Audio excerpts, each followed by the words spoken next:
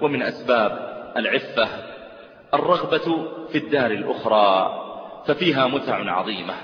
والتفكر في الحور الحسان في دار القرار، فإن من صرف استمتاعه في هذه الدار إلى ما حرم الله عليه قد يمنعه ذلك من الاستمتاع هناك. قال صلى الله عليه وسلم: من يلبس الحرير في الدنيا لم يلبسه في الآخرة، ومن شرب الخمر في الدنيا لم يشربها في الآخرة. فلا يكاد يجمع للعبد بين لذائذ الدنيا المحرمة ولذائذ الآخرة الدائمة. فمن تلذذ بشرب الخمر ولبس الحرير وتمتع بما حرم الله عليه من النساء والصبيان في الدنيا خشي عليه أن يحرم من متع الآخرة. ومن تعلقت نفسه بالجنة وما أعد الله فيها من المتع هانت عليه متع الدنيا. وكذلك من اشتاقت نفسها إلى الجنة وما فيها من زيادة حسن وجمال لها لم تدنس عرضها في الدنيا. ويكمل الجمال ويزين للمؤمنات في الجنة. تكون المؤمنة في الجنة أكمل وأجمل، نعم، إذا كان الله تعالى قد وصف الحور العين بما وصف، وهن لم يقمن الليل ولم يصمن النهار، فما بالك بجمالك أنت وحسنك وبهائك، وأنت التي طالما خلوت بربك في ظلمة الليل يسمع نجواك ويجيب دعاك، طالما تركت لأجله اللذات وفارقت الشهوات. قال الله: وعد الله المؤمنين والمؤمنات جنات تجري من تحتها الأنهار خالدين فيها ومساكن طيبة في جنات عدن ورضوان من الله أكبر، ذلك هو الفوز العظيم. فعلق نفسك بجمال آخر في الجنة، وعلقي نفسك به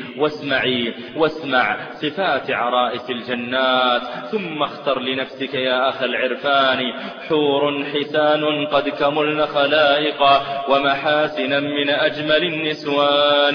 كملت خلائقها وأكمل حسنها كالبدر ليل الست بعد ثمان، والشمس تجري في محاسن وجهها والليل تحت ذوائب الأغصان، حمر الخدود ثغورهن لآلئ سود العيون فواتر الأجفان، والبرق يبدو حين يبسم ثغرها فيضيء سقف القصر بالجدران، ولقد روينا أن برقا ساطعا يبدو فيسأل عنه من بجنآن، فيقال هذا ضوء ثغر ضاحك في الجنة العليا فما تريان، لله لاتم ذلك الثغر الذي في لتمه إدراك كل أمان. قال يزيد الرقاشي: بلغني أن نورا سطع في الجنة حتى لم يبق موضع في الجنة إلا دخل من ذلك النور فيه، فقيل: ما هذا؟ فيقال: حوراء ضحكت في وجه زوجها، هذا جمال ثغرها وتلك حلاوة بسمتها، والمعصمان فإن تشاء شبههما بسبيكتين عليهما كفان، كالزبد لينا في نعومة ملمس أصداف در دورت بوزان، لا الحيض يغشاها ولا بول ولا شيء من الآفات في النسوان، وإذا يجامعها تعود كما أتت بكرا بغير دم ولا نقصان،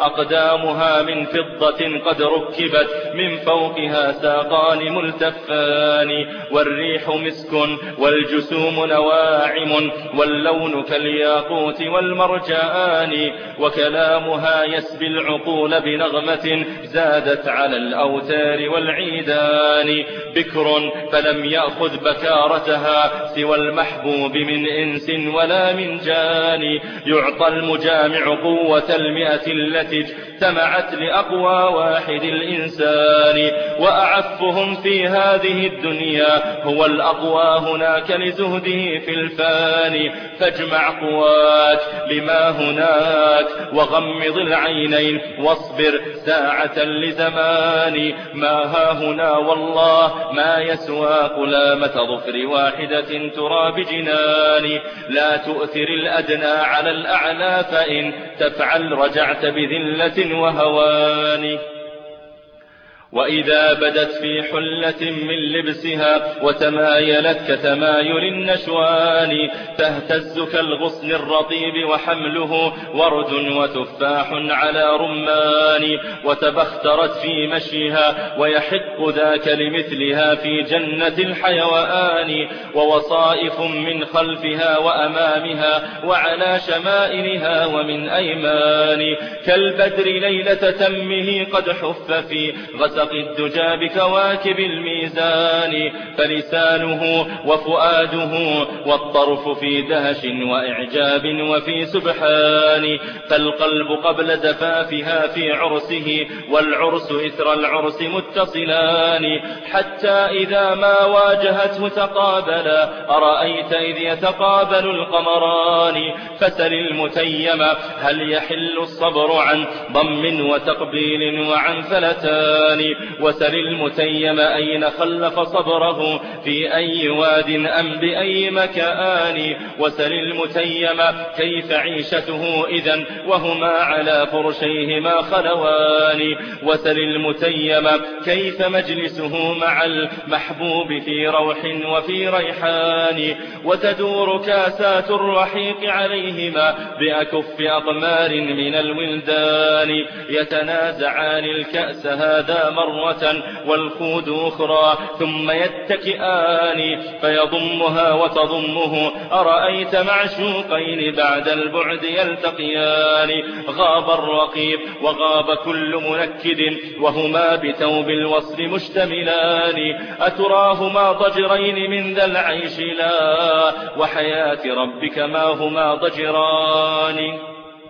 هذا حالهما ولا يمل أحدهما من الآخر أبدا ويزيد كل منهما حبا لصاحبه جديدا سائر الأزمان ووصاله يكسوه حبا بعده متسلسلا لا ينتهي بزمان فالوصل محفوف بحب سابق وبلاحق وكلاهما صنوان هذا والله النعيم الحقيقي أما نعيم الدنيا ومتعتها فمهما طالت فهي منقطعة تفنى اللذاذة ممن نال صفوتها من الحرام ويبقى الذل والعار تبقى عواقب سوء في مغبتها لا خير في لذة من بعدها النار قال الله أفرأيت إن متعناهم سنين ثم جاءهم ما كانوا يوعدون ما أغنى عنهم ما كانوا يمتعون